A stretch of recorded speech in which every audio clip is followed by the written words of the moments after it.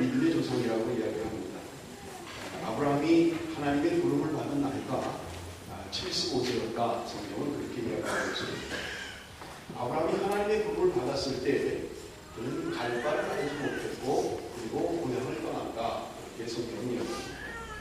여러분, 우리는 다 이민자입니다. 고향을 떠나서, 조국을 떠나서 지금 우리는 호주라고 하는 곳에 앉아 있습니다. 공부를 하러 왔든 이곳에 이민을 왔든 우리는 이민자입니다. 그런데 아브라함이 75세에 어디로 가는 것도 알지 못하고 말씀에 순종해서 고향을 떠난다는 것은 그렇게 쉬운 일은 아닙니다. 젊은 나이에는 가능할 수 있어요. 그렇지만 나이가 들어서는 그게 쉽지 않은 일입니다. 그럼에도 불구하고 아브라함은 하나님의 부르심에 순종해서 그의 나이 75세에 고향을 떠났다고 성경은 이야기하고 있는 것입니다. 하나님께서 그를 부르실 때 그냥 부르신 것만 아니라 하나님이 약속을 함께 주셨습니다. 이 창세기 12장 2절 말씀인데요. 우리 한번 같이 읽도록 하겠습니다. 창세기 12장 2절 말씀 다 같이 읽습니다. 시작.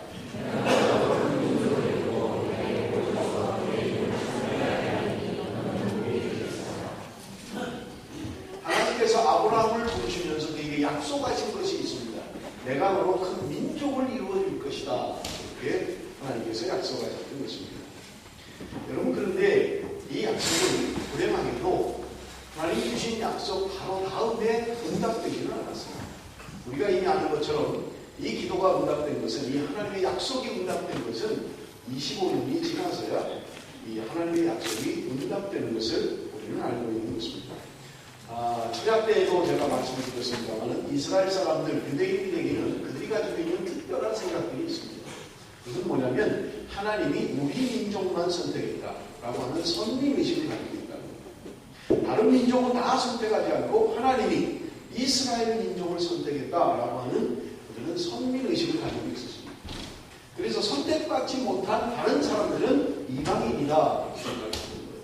우리만이 하나님의 택함을 받은 하나님의 사람들이다 이렇게 생각했다는 거예요.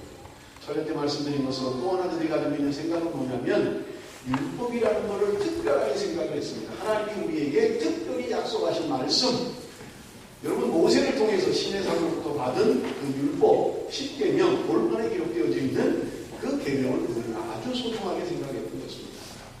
철야 때 말씀을 못 드렸습니다만 그들이 가지고 있는 또 하나의 생각은 뭐였냐면 자신들이 아브라함의 후손이라는 특별한 의식을 가지고 있었어요. 더불어서 할례를 행하는 것, 그것이 굉장히 특권 의식을 갖게 되는 거예요. 다른 민족과 하지 않는 그 할례라고 하는 것이 아브라함의 후손으로서의 특권을 누리는 것이라고 그들은 생각했던 것입니다. 그런데 여러분들 보세요. 아브라함을 자신의 조상이라고 생각하는 사람들은 비단 유대인들뿐만 아닙니다. 여러분 지금 중동 지방에 있는 많은 아랍 사람들이 공히 그들은 자기네 조상을 아브라함이라고 생각해요. 모슬렘이라고 하는 이 사람들도 예수는 그냥 단지 선자에 불과하지만 아브라함이라고 하는 사람은 우리의 조상이다라고 그들도 다 이야기하고 있다는 겁니다. 그런데 이 아브라함이 75세에 하나님의 부름을 받았고 하나님의 약속을 받았습니다. 그런데 하나님이 정작 아들을 주신 것은 100세가 되어서야 그 약속을 이루어주셨던 거예요. 여러분 한번 생각해 보세요. 하나님이 응답을 하셨어요. 내가 너에게 아들을 줄 것이다. 내가 너로 큰 민족을 이루어줄 것이다 라고 약속을 하셨는데 1년이 지나도 임신이 안 되는 거예요. 2년이 지나도 임신이 안 돼요. 자, 10년이 지났어요. 그런데도 임신이 안 되는 거예요. 11년쯤 지났을 때 사라 생각에 도저히 이래가지고는 안 되겠다. 그래서 아브라함에게 이야기를 합니다. 여보, 그러지 말고 저 이집트에서 데려온 몸종, 종이 있는데 그 하갈이라는 여종이 있는데 당신이 그 하갈을 취해서 아들을 낳으십니다. 그런데 아브라함이 사라가 그렇게 요청을 해도 아브라함은 아닙니다. 우리 하나님의 약속을 기다립시다. 믿음으로 기다려봅시다. 이래야 되는데 성경에는 그런 설명이 아무것도 없어요. 그리고 그냥 동침해서 아들을 낳았는데 그가 이스마엘이라고 하는 아들을 낳고 있습니다. 어쨌든 하나님의 약속으로 이루어진 아들이 아니었어요. 그래도 얼마나 귀엽습니까? 아들을 낳고 한참 동안 행복했습니다. 그런데 하나님이 99세에 그에게 다시 나타나신 거예요. 그러면서 하시는 말씀이 내년 이맘때 내가 아들을 낳게 될 것이다. 그렇게 얘기를 하시는 거예요.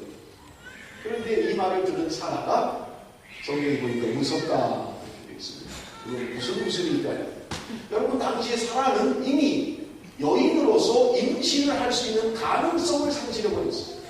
이미 공작분이 다쳤다고요. 이제 생산할 수 있는 힘이 없어요, 그에게. 그런데 내년에 아들을 낳을 것이다 라고 이야기하니까 뒤에서 듣고 있던 사라가 웃었던 것입니다. 도대체 이 웃음은 무슨 웃음일까요? 성경에 기록은 없습니다만은 제가 생각할 때 비웃음이었을 거예요. 아이고 참네, 내가 이미 다 끝났는데, 이미 다 애를 가질 수 없는데 무슨 애를 내년에 갖는다고. 아이고 참, 아마 이런 비웃음이었을 거예요. 그거를 듣고 이야기하면 내가 왜 웃느냐 그러니까 사라가 놀라가지고 안 웃었습니다. 네가 웃었다 그렇게 이야기해요. 그런데 여러분, 놀라운 것은요, 인간의 한계로, 인간의 생각으로, 인간의 능력으로 도저히 불가능한 일이 그 다음에 일어났던 것입니다. 아브라함의 나이 100세, 사라의 나이 90세에 그들의 아들을 낳았던 것이에요. 지금 창세기 16장에 기록되어 있는 이 이야기를 지금 갈라디아서에서 동일하게 하고 있는 것을 우리는 볼 수 있는 것입니다. 여러분, 22절 말씀입니다. 갈라디아서 4장 22절 말씀. 우리 한번 다 같이 읽겠습니다. 시작.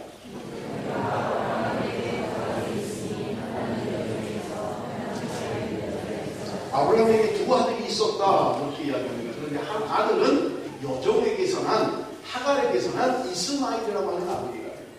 그리고 한 아들은 자유 있는 여자에게서 낳은 이삭이라고 하는, 사라를 통해서 낳은 이삭이라고 하는 아들이 둘이 있었다. 그렇게 오늘 본문이 이야기하고 있는 것입니다.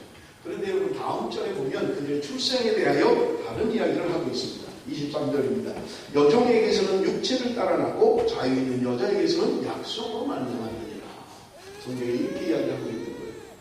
여러분, 표준 세번역 성경에 보니까 조금 다르게 표현을 하고 있는데, 여종에게서 난 아들은 육신을 따라 낳고 원초에게서 난 아들은 약속을 따라 태어났습니다. 이렇게 되어 있어요. 육체라고 되어 있고요, 표준 세번역에는 육신을 따라 낳다 이렇게 되어 있습니다. 그런데 원어에는 육신으로 태어났다는 말이 원어에 가까운 표현입니다. 육체를 따라 낳다는 말이나 육신을 따라 낳고 거의 비슷한 말이긴 합니다만은, 육신을 따라서 지금 이스마엘은 태어난 것이고, 이삭이라고 하는 아들은 약속을 따라서 태어났다고 성경은 우리에게 분명하게 말씀하고 있는 것입니다. 무슨 말입니까? 육신으로 낳았다는 게 무슨 말이에요? 이스마엘은 육신으로 태어났다는 거예요. 육체를 따라 낳았다는 거예요. 하나님의 약속을 기다려야 되는 하나님의 백성이, 아브라함과 사라가 하나님의 약속의 말씀을 붙들고 기다려야 됨에도 불구하고 그들은 인간적인 생각을 했다는 말입니다. 아, 틀렸나봐. 10년이 지났는데도 하나님이 아들을 안 주시다. 이제 틀렸나봐. 그러니까 그냥 여종에게 들어가서 여종에게 아들을 낳읍시다 라고 낳은 아들이 이스마엘이라는 아들이에요. 하나님의 약속을 붙들지 못하고 낳은 그 아들, 여러분, 그 아들이 여러분 우리가 지금 아는 것처럼 얼마나 문제가 됩니까? 지금 중동지방의 모든 불씨가 이스마엘의 후손과 이삭의 후손들의 싸움이에요. 성경학자들이 이야기합니다. 마지막 3차 대전이 발발한다면 아마 중동에서 전쟁이 시작하게 될 것이다. 그렇게 이야기합니다. 왜냐하면 거기는 화약고 같은 곳이에요. 늘 분쟁의 씨앗을 가지고 있는 곳이에요. 그런데 이 분쟁의 씨앗이 한순간 생각을 잘못할 때, 믿음으로 하나님을 기다리지 못하고 약속의 말씀을 붙들지 못하고 인간적인 생각으로 하나님의 뜻을 이루려고 할 때 이러한 실수를 범하게 되었고, 지금까지 인류 역사에 분쟁의 씨앗으로 남아있는 것이 우리 역사에 증명하고 있는 것을 우리는 너무나 잘 알고 있는 것입니다. 믿음으로 살아야 될 하나님의 백성들이 믿음을 저버리게 될 때 세상적이 될 수밖에 없고요, 인간적으로 살 수밖에 없는 것이 성경이 우리에게 말씀하고 있는 것입니다. 그래서 예수님께서 마리아에게 이야기했잖아요. 죽은 나사로. 예수님께서 그 마리아에게 이야기하는 거예요. 내가 믿으면 하나님의 영광을 보리라고 말씀하셨던 거예요. 내가 믿는다면 하나님의 영광을 보게 될 것이다. 그렇게 예수님께서 마리아에게 하셨던 것입니다. 여러분, 히브리서에서 이야기하고 있는 거에 믿음이라고 하는 하나님을 기쁘시게 하는 방법은 믿음이 아니면 하나님을 기쁘시게 할 수 없다고 성경은 우리에게 분명하게 말씀하고 있는 것입니다. 내가 하는 어떤 것들이 그것이 아무리 큰 일이라 할지라도 믿음으로 하지 않는다면 하나님은 기뻐하지 않으신다는 거예요. 인간적인 생각에서 육신에서 나오는 것으로 이루는 것은 하나님이 기뻐하지 않는다고 분명하게 말씀하고 있는 것입니다. 그런데 여러분, 24절에 재미있는 말씀이 있어요. 24절에 24절 말씀 한번 다 같이 읽어봅니다. 24절 다 같이 시작. 이것은 비유니 이 여자들은 두 언약이라. 하나는 신의 상으로부터 종을 낳은 자니 곧 하갈이라. 여기 보니까 이것은 비유다 이 얘기예요.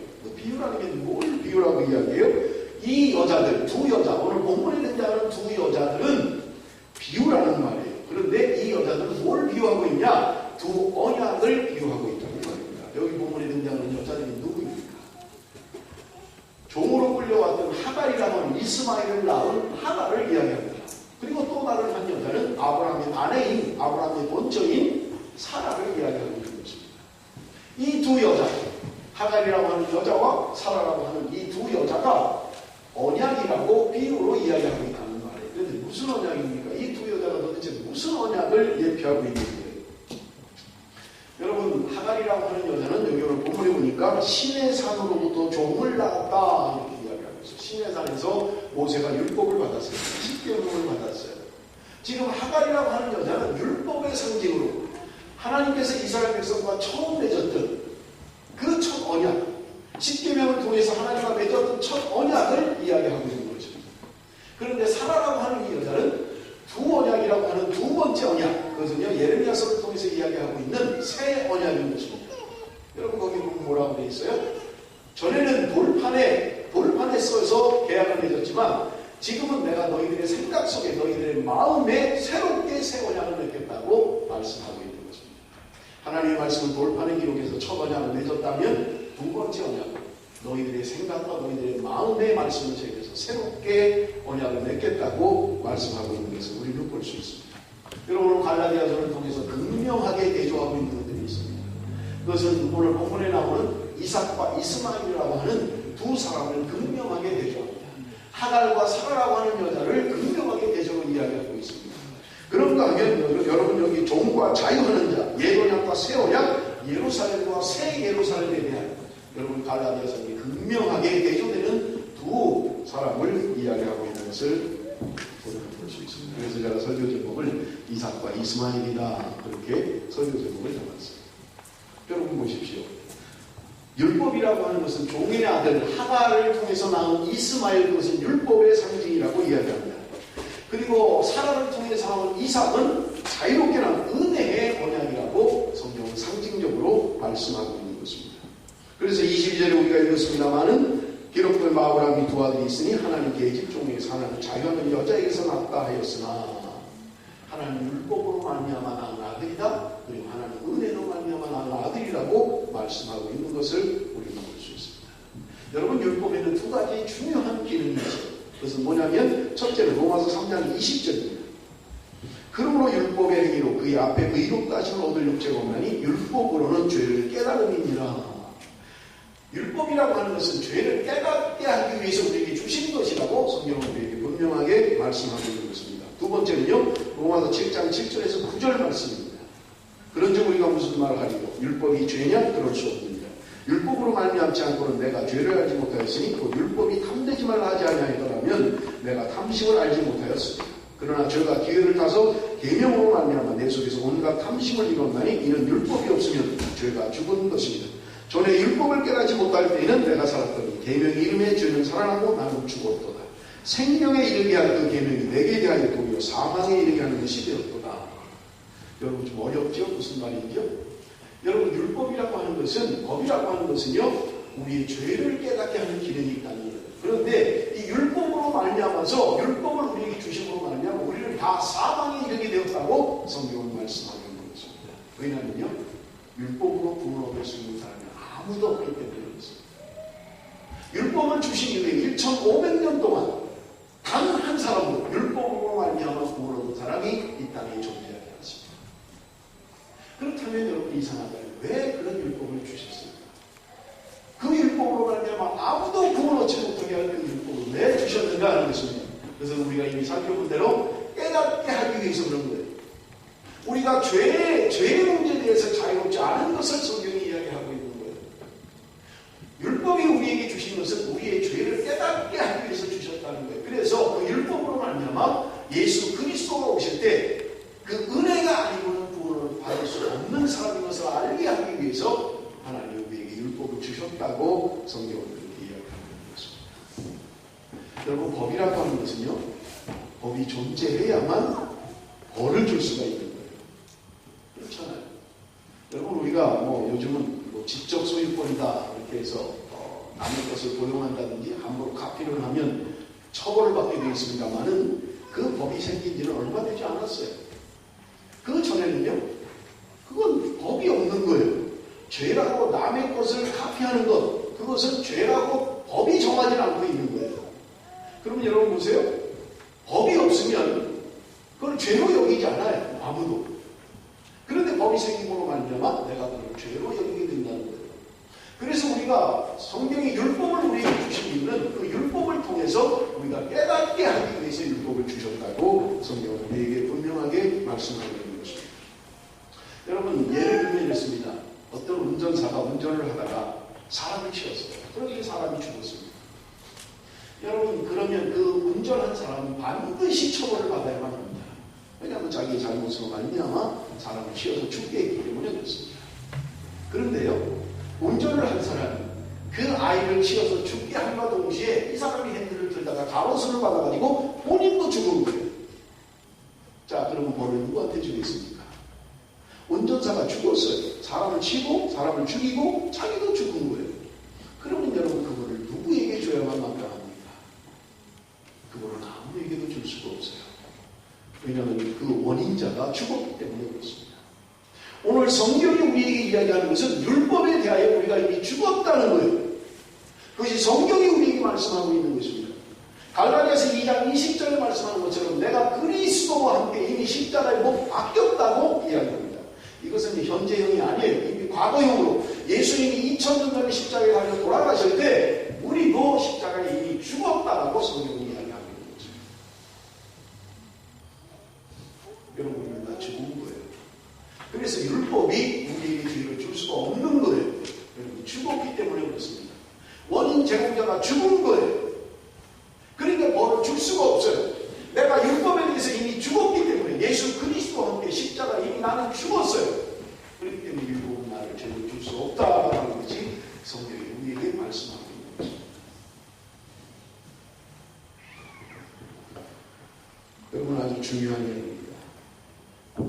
여러분, 성도의 죽음이 무엇입니까? 성도의 죽음이라고 하는 것은요, 예수 그리스도로 말미암아 이미 다 끝나버린 거예요. 아무리 흉악한 범죄자라 할지라도 그가 죽으면 더 이상 죄를 줄 수가 없어요. 끝나는 거예요. 성경이 그것을 우리에게 말씀하고 있는 것입니다. 예수 그리스도의 십자가로 말미암아 우리는 이미 죽었다. 그래서 우리가 자유하다고, 율법에 대하여 자유하다고 성경은 우리에게 말씀하고 있는 것입니다. 여러분, 이스라엘 백성들이, 유대인들이 얼마나 안식일을 귀하게 여기는지, 율법을 귀하게 여기는지 몰라요. 제가 그래서 그 현대 유대인들, 과거 옛날의 유대인들 말고 현대 유대인들이 어떻게 살아가고 있는지를 여러분에게 말씀드리겠습니다. 안식일을 해야 될 것과 안 해야 될 게 있습니다. 그런데 보면 첫째, 청소하는 문제입니다. 청소. 집안 청소는 안식일에 할 수 있다. 청소 중 빗자루가 부러지면 수리할 수 없다. 청소하다가 빗자루가 부러지면 수리하면 안 돼요. 그건 안식일을 범하는 거예요. 그러니까 수리하면 안 돼요. 먼지 나는 맨 땅에 물 뿌리는 것은 허락되지만 타일바닥 청소는 금한다. 타일바닥을 청소하면 안식일을 범한 거예요. 지금 현대 이스라엘 백성들이, 유대인들이 지키는 법입니다. 식사 중 식탁구에 물 혹은 우유 같은 것이 흘렸을 때 행주로 훔쳐내는 것은 허락되지만 씻거나 빠는 것은 안 된다. 재밌죠? 중앙난방. 안식일의 작동은 근본적으로 금할 뿐 아니라 온수를 작동하는 것도 안 돼요. 따뜻한 물 틀고 샤워하면 안 돼요. 안식일은. 그러나 이방인이 난방 스위치를 대신 작동하는 것은 가능해요. 유대인이 작동시키면 안 되고 이방인이 와서 작동시키면 그 방법을 쓸 수 있는데 내가 안 했어요. 재밌죠? 그런데 이때에도 안식일에 정한 온도에 맞춰야 한다. 안식일에 맞는 온도에 맞춰야지 막 마음대로 하면 되는 거예요. 안식일 사용 가능한 온도는 섭씨 45도에 가. 45도가 넘으면 안식일을 범하게 되는 거예요. 45도를 넘지 않아야만 되는 거예요. 젖은 손을 라디에타에 손을 말리는 것은 안식일을 범하는 거예요. 도구상 셔터문이 고장난 것을 수리하면 안식일을 범하는 거예요. 안식일에는 전기로 사용하는 벨을 사용하는 것도 안식일을 범하는 거예요. 전기로 사용하는 벨을 쓰면 안 된다는 거예요. 그냥 뚝뚝 두들겨야지 눌러갖고 전기로 뭐 이렇게 작동되는 것은 하면 안 된다는 거예요. 엘리베이터, 에스컬레이터 사용하는 것은 안식일을 범하는 거예요. 햇빛 가리개도 사용하면 안 돼요. 자동문 사용을 금지해요. 자동문 사용하면 안식일을 범하는 거예요. 뭐 굉장히 많아요. 엄청 많아요. 뭐 이게 다 알려면 문제였어요. 업무편지, 건축 설계도면, 은행 보고서, 여권, 신분증과 같은 우편물을 개봉하면 안식일을 범하는 거예요. 시계 테이프 감는 것도 안 돼요. 입으로 부는 휘파람은 가능하지만 도구로 부는 것은 안식일을 범하는 거예요. 그러니까 뭐 앞뒤를 가지고 이런 거는 안식일을 범하는 거예요. 오늘 처음 이런 게 많으면 다 안식일을 범하는 거예요. 달리기, 게임 등은 금물이에요. 가게 물품을 진열장을 통하여 볼 수 있지만 가격을 알아보는 것은 안식일을 범하는 거예요. 그냥 밖에서 보는 건 괜찮아요. 그러나 얼마예요? 이거 물어보는 건 안식일을 범하는 거예요. 안식일에 생명을 구하는 것은 허용되지만 안식일에 어떤 폭행도 옵니다. 그리고 갈 수 있는 거리가 있어요. 그건 뭐냐면 2000규빗 이상을 가면 안식일을 범하는 거예요. 2000규빗이면 900m. 내가 걸어서 900m까지는 갈 수 있어요. 그렇지만 901m를 가면 안식일을 범해요. 그 성지순례를 갔다 온 목사님이 재밌는 이야기를 하더라고요. 이스라엘 식당에 가서 밥을 먹는데 주문을 받는데요. 그 웨이터들이 유대인이 온대요. 그러면 절대로 쓰지 않는데요. 아무리 많이 가서 주문을 해도 펜을 가지고 쓰면 안식일을 범하는 거예요. 그러니까 주문을 하면 다 외우는 거예요. 다 외워요. 그래갖고 그 외운 거 가지고 그냥 하는 거예요. 받아서 쓰면 이건 안식일을 범하는 거예요. 여러분 누가 이렇게 만들었습니까? 누가 이렇게 만들었어요? 안식일을 기억하여 거룩히 지키라는 그 말씀 때문에 안식일을 거룩하게 지키기 위하여 만든 법이에요. 여러분 그 법이 사람을 잡는 거예요. 여러분 예수님께서도 말씀하셨잖아요. 사람이 안식일을 위하여 있는 것이냐 안식일이 사람을 위하여 있는 것이냐. 그런데 사람들은 안식일을 잘 지키기 위하여 만든 법들에 완전히 얽매여 가지고 안식일을 위해서 살아요. 안식일이 나를 위해 있는 게 아니라 내가 안식일을 위해서 있는 거예요. 여러분 오늘 우리가 신앙생활하면서 이런 것들이 얼마나 많이 있습니까? 전혀 성경적이지 않으면서 그저 그냥 전통 내가 이제까지 해왔던 것들 그것이 마치 법인 것처럼 그것이 마치 옳은 것처럼 그런 걸 깨는 것들이 얼마나 많아요. 여러분 하나님께서 우리를 자유하기 위해서 주셨다고 했지 우리를 구속하기 위해서 한 것이 아니라고 성경은 우리에게 분명하게 말씀하고 있습니다. 그럼에도 불구하고 우리 안에 얼마나 그런 것들이 많이 있는지 마치 잘못하는 것처럼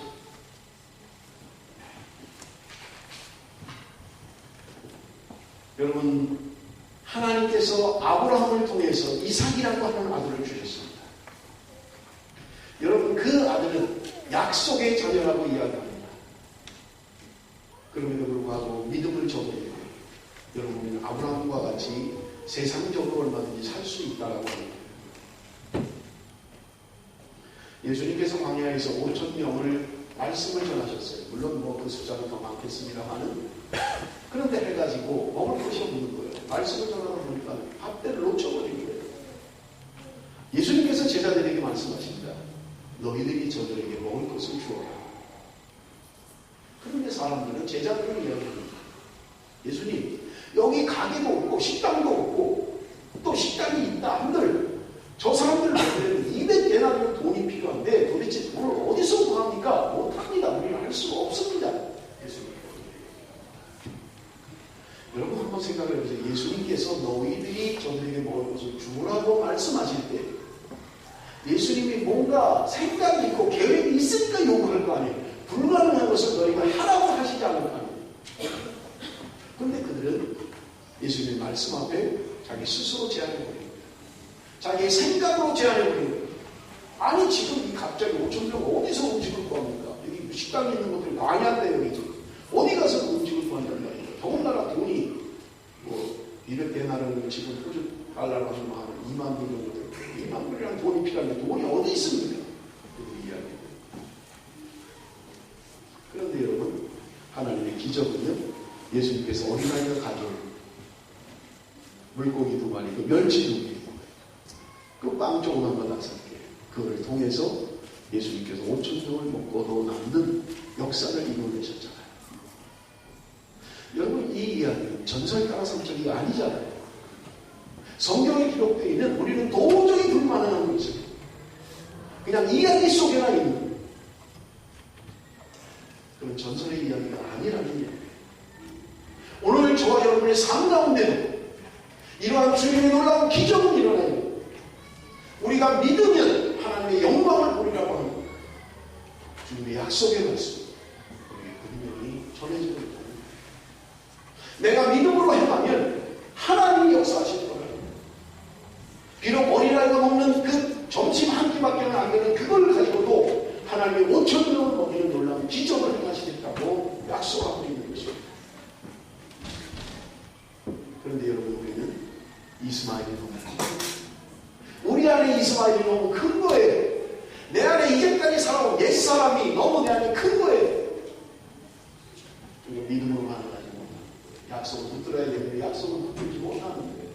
인간적인 생각으로 그저 변질시켜버리고. 여러분, 요한 웨슬레라고 하는 목사님이 설교를 했는데 설교 제목이 뭐였냐면 아주 재밌는 설교 제목이에요. Almost Creature. 요한 웨슬레의 설교 제목이 Almost Creature. 무슨 말이에요?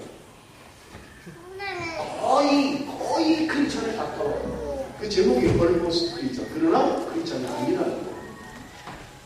재밌는 표현을 이렇게 해놨어요. 내신 성적도 좋습니다. 대학 수능 시험도 잘 쳤어요. 그래서 원하는 학교에 지원서를 냈어요. 그런데 합격자 발표를 보니까 떨어진 거예요. 어떻게 떨어졌느냐? 마지막 커트가 이래 하루 이틀 떨어졌어요. 50명 모집에 51명이 1등인 거예요. 내신 성적도 좋아요. 시험도 잘 쳤어요. 그래서 자신있게 지원했어요. 그런데 50명 모집에 51등을 한 거예요. 그 학교에 보니까 합격입니다. 합격이에요. 얼머스트 다 됐으면 한 명만 됐으면 합격하는 거예요. 그런데 떨어진 거예요. 여러분, 우리의 신앙은 어쩌면 얼머스트 크리스천으로 살고 있지는 않습니다. 하나님이 믿음으로 살라고 하는데 다 됐어요. 다 되긴데 마지막 곡을 띄워놓지 못하는 거예요. 언제나 내 생각 속에, 육신의 생각 속에 가둬두고 있는 하나님을 가두고 하나님의 인격을 가두고 내 생각에 사로잡혀 있는 여러분, 24절에서 26절 본문 말씀을 한번 같이 읽겠습니다. 24절에서 26절입니다. 이것은 비유니 이 여자는 두 언약이라. 하나는 신의 산으로부터 종을 낳은 자니 곧 하가. 이 하가는 아랍에 있는 신의 산으로부터 지금 있는 예루살렘과 같은 데니 저와 그 자녀들로 더불어 종로로 하고 오직 위에 있는 예루살렘 자이라니 곧 우리 어머니라 말씀합니다. 신의 산으로부터 옛 언약, 모세와 맺은, 모세가 받은 그 돌판에 새겨진 그 율법, 그 말씀, 그 계명을 이야기하고 있는 것입니다. 그런데 이 옛 언약은, 이 율법으로 말미암은 언약은 한정되어 있다는 거예요. 갈라디아서 3장 19절입니다. 그런즉 율법은 무엇이냐? 범법함을 인하여 더한 것이라. 천사들로 말미암아 중보의 손을 빌어 베푸신 것인데 약속하신 자손이 오시기까지 있을 것이다. 율법이라고 하는 것은 예수 그리스도가 오시기까지만 유효하다는 거예요. 주님이 오시고 나면 이 옛 율법은 자동으로 폐지되고 있고 맙니다. 여러분, 예수님은 2000년 전에 오셨습니다. 예수님이 오실 때 옛 율법은 폐지되고 있고 만 거예요. 그런데도 오늘날 우리가 그 옛 율법을 붙잡고 사는 그리스도인들이 얼마나 많느냐는 거예요. 여러분, 히브리서 8장 5절에서 10절에 이 말씀을 정확하게 해석하고 있습니다. 히브리서 8장 5절에서 10절 제가 읽겠습니다. 그들이 섬기는 것은 하늘에 있는 것의 모형과 그림자. 모세가 장막을 지으려 할 때 지시하시는 어둠과 같으니 이르시되 산과 모든 것을 산에서 내게 보이는 돌을 따라 지으라 하셨느니라. 그러나 이제 그는 더 아름다운 직분을 얻으셨으니 그는 더 좋은 약속으로 세우신 더 좋은 언약의 중보자시다. 저 첫 언약이 무음하였더라면 둘째 것을 요구할 일이 없었으리로. 그들의 잘못을 지적하여 말씀하시되 주께서 이르시되 볼지어다 날이 이르니 내가 이스라엘 집과 유다 집과 더불어 새 언약을 맺으리라. 또 주께서 이르시기를 이 언약은 내가 그들의 열조의 손을 잡고 애국 땅에서 인도에 내던 날에 그들과 맺은 언약과 같지 아니하더라. 그들은 내 언약 안에 머물러 있지 아니하므로 내가 그들을 돌보지 아니하였노라. 또 주께서 이르시되 그날 후에 내가 이스라엘 집과 맺은 언약은 이것이니 내 법을 그들의 생각이 되고 그들의 마음에 이것을 기록하리라. 나는 그들에게 하나님이 되고 그들은 내게 백성이 되리라. 여러분 예레미야 31장에 나오는 예레미야의 말씀을 지금 히브리서가 그대로 인용하고 있는 거예요. 여러분 오늘 본문 7절에 첫 언약이 뭐라고 이야기합니까? 첫 언약은 9절에 이야기하고 있습니다. 이 언약은 내가 그들의 열조의 손을 잡고 애국 땅에서 인도에 내던 날에 그들과 맺은 언약이었다. 이게 첫 언약이라는 거예요. 그리고 두 번째 언약은 새 언약을 우리에게 주신다는 거예요. 우리의 생각과 마음에 기록한 새 언약을 주시겠다는 것입니다. 여러분 그러면 도대체 이 새 언약은 어떻게 우리의 마음에 기록하느냐? 어떻게 말씀을 우리의 마음에 생각해 기록하느냐? 제가 일부에 빌려있어요. 마음을 좀 꺼내보라고. 그럼 내가 쓸 테니까. 마음을 꺼내면 쓸 테니까. 여러분 어떻게 꺼내? 마음을 어떻게 꺼낼 거예요? 그런데 성경은 마음에 기록할 것이라고 이야기하고 있습니다. 도대체 이게 무슨 말입니까? 마음에 기록된다는 게 도대체 뭐예요? 내가 말씀에 순종하는 삶을 이야기하고 있습니다. 여러분 한국에서 호주로 유학을 왔어요. 유학을 올 때 부모님이 신신당부를 합니다. 네가 가면 다른 데도 놀리지 말고 공부 열심히 해라. 다른 거 쳐다보지 말고 뭐 부탁을 많이 했을 거예요. 그런데 호주에 도착하는 순간 다 이제 나는 잘가. 보는 사람도 없고 간섭할 사람도 없고 뭐 나는 자기가 내 마음대로 하겠다 하면 그 사람은 부모님의 말씀을 마음에 새긴 사람이 아니에요. 비록 보이지 않지만 비록 만날 수 없지만 직접 들을 수 없지만 부모님이 하신 말씀대로 살아가는 삶, 그것이 그 부모님의 말씀을 마음에 새긴 사람인 것입니다. 오늘 하나님의 말씀을 우리 마음에 새긴다는 말은 말씀에 순종하는 삶을 이야기하는 거예요. 우리의 중심이 늘 말씀에 있는 사람.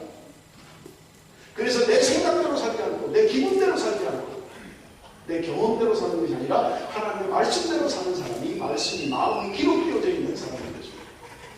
말씀을 알면서도 삶은 전혀 말씀과 관계없는 삶을 산다면 그 말씀은 그 사람의 마음에 기록되어져 있는 게 아니에요. 마음에 기록되어져 있는 사람, 그 말씀에 순종하는 사람입니다. 아무리 힘들고 어려워도 주님의 약속의 말씀을 붙들고 살아가는 사람인 것을 말씀드립니다. 그런데 이 옛 율법, 이것으로 구원받을 사람은 세상에 아무도 없다고 성경은 이야기하고 있는 것입니다. 로마서 3장 20절입니다. 다 같이 우리 함께 읽겠습니다. 로마서 3장 20절 다 같이 시작.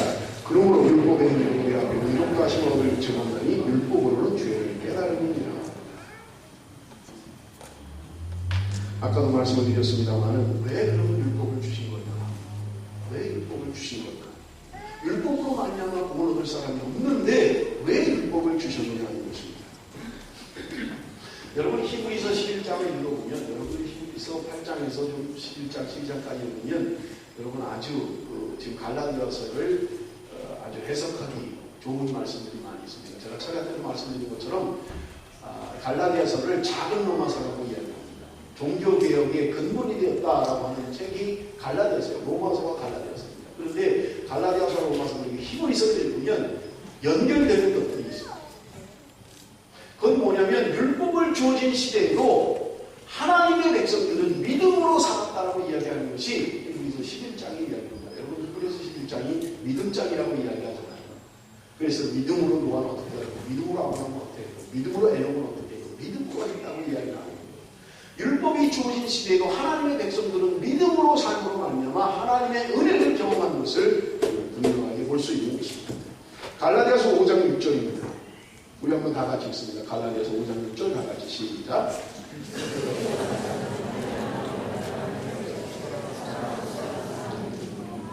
그리스도 예수 안에서 할례나 무할례나 효력이 없으되 사랑으로 역사하는 믿음뿐이다. 여러분, 이스라엘 백성들이 할례를 얼마나 소중하게 여겼습니까? 그들은 할례가 따라가는 것이 그들의 민족의 자부심에 하나님의 택한 백성의 상징인 것입니다. 하나님의 선민으로 살아가는 자격이. 그런데 지금 바울이 이야기하기를 할례받지 않은 것이 아무 효력이 없다라고 이야기해요. 왜? 예수 그리스도가 오심으로 말미암아 옛날 법은 다 폐지되버리고 만 거예요. 우리는 새 언약의 은혜 안에 사는 거예요. 은혜 언약 안에 사는 것이라고 성경은 우리에게 말씀하고 있는 것입니다. 여러분, 그것이 무엇입니까? 오늘 본문이 마지막에 이야기하는 것처럼 성령으로 난 자를 이야기하는 것입니다. 마틴 랄프 디안이라고 하는 사람이 율법과 은혜에 관한 22가지 바울의 가르침이라는 책을 썼습니다. 아주 여러분 한번 읽어보시면 좋은 책들입니다. 우리 한국에서는 번역하기를 그냥 율법과 은혜에 관한 바울의 가르침이라는 책으로 한국에 소개가 된 책입니다. 원어에는 22가지라는 말이 추가되어 있습니다. 근데 거기 뭐라고 이야기하냐면 이런 말씀이 있습니다. 율법을 주신 목적은 그것으로 사람을 구원하거나 개선시키기 위하여 주신 것이 아닙니다. 사람으로 하여금 자기가 전적으로 부패되어 있음과 무서운 죄인임을 알게 함으로써 그리스도께서 은혜로 말미암아 죄인을 구원하러 오셨을 때 율법 행위에서 영원히 돌이켜 오직 하나님의 은혜에만 전적으로 의지하게 하려는 것입니다. 무슨 말이에요? 율법을 주신 것은 율법 통해서 우리가 구원받거나 개선되기 위해서 주신 게 아니라는 거예요.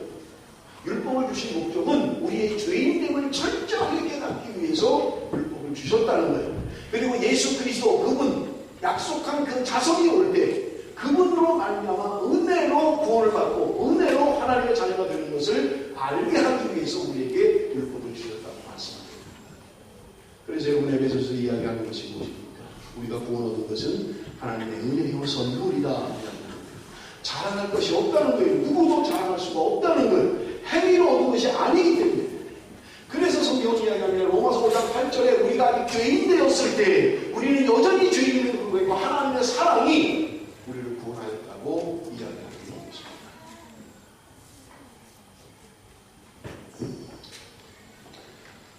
여러분, 마지막 29절 말씀 우리 한번 같이 읽습니다. 29절 말씀 다 같이 읽습니다. 시작.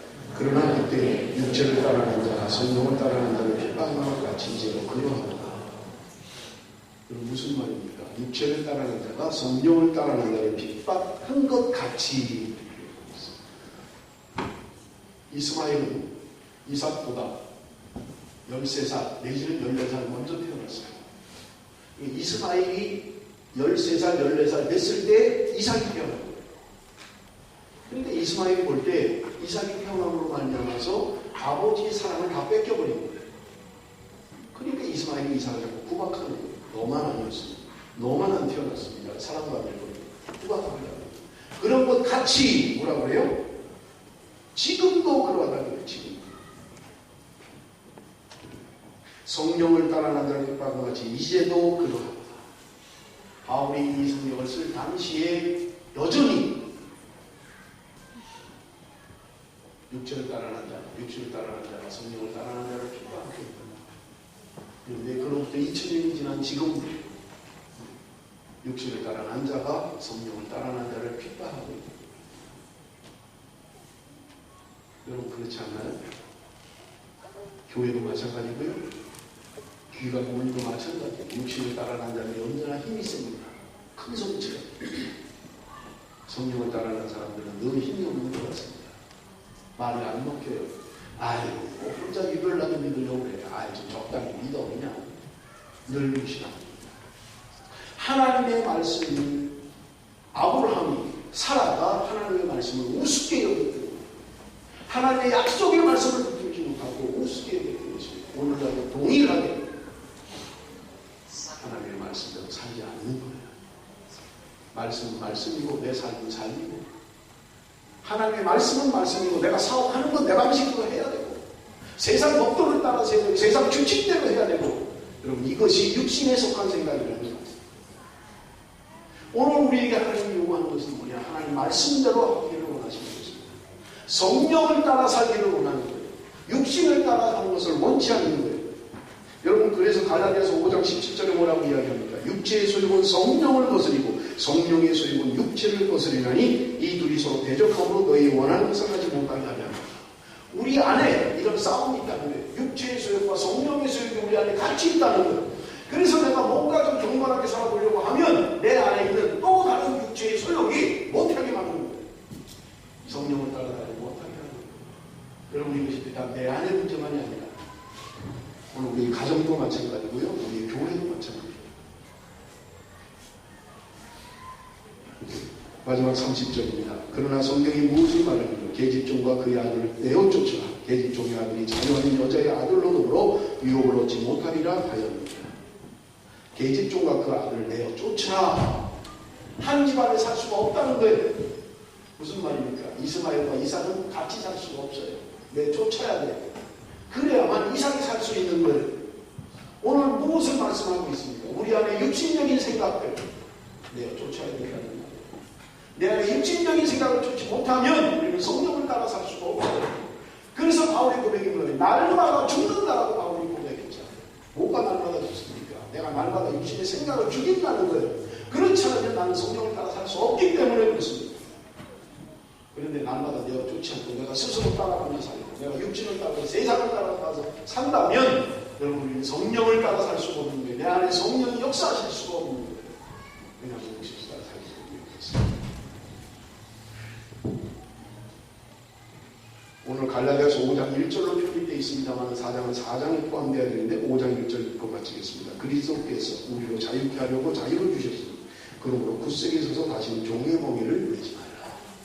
여러분, 갈라디아서 4장의 결론을 말씀입니다. 하나님이 우리에게 자유를 주셨다는 게 더 이상 종의 멍에를 메고 살지 말라는 말이에요. 사랑하는 성도 여러분, 하나님께서 우리를 자유케 하셨습니다. 오늘 하나님 우리를 자유하기를 원하시는 것입니다. 율법에 얽매여 죄의 모습으로, 종의 모습으로 살아가기를 원치 않으시는 것입니다. 사랑하는 성도 여러분, 오늘 우리가 자유한 사람입니다. 자유에 이르는 오직 한 길, 그것은 바로 예수 그리스도. 우리를 자유케 하시는 것입니다. 기도하겠습니다.